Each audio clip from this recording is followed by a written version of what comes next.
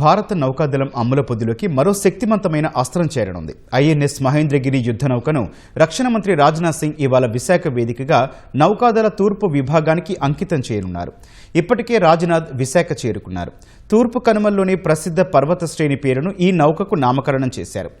ఈ 6వ అధునాతన స్టెల్త్ ఫ్రిగేట్ను ఇండియన్ నేవీకి చెందిన వార్షిప్ డిజైన్ బ్యూరో రూపొందించగా Mazagon dock ship builders limited నిర్మించింది. ఇందులో 75% పైగా స్వదేశీ పరికరాలనే ఉపయోగించారు.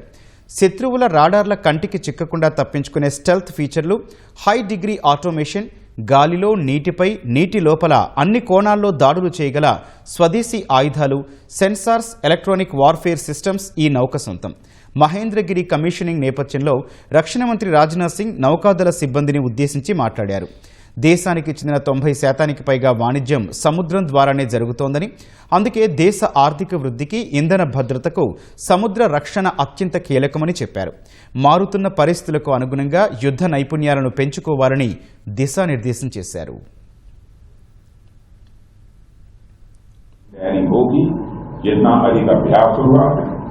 युद्ध के समय उतना ही कम बलिदान देना पड़ेगा, उतना ही कम नुकसान उठाना पड़ेगा।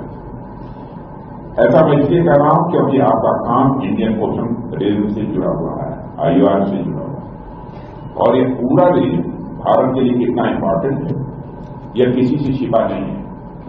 हमारे व्यापार का 90% से अधिक हिस्सा समुद्री मार्ग से ही होता है। हमारी एनर्जी, हमारा ऑयल, हमारी गैस इन्हीं समुद्री रास्तों से ही आती है।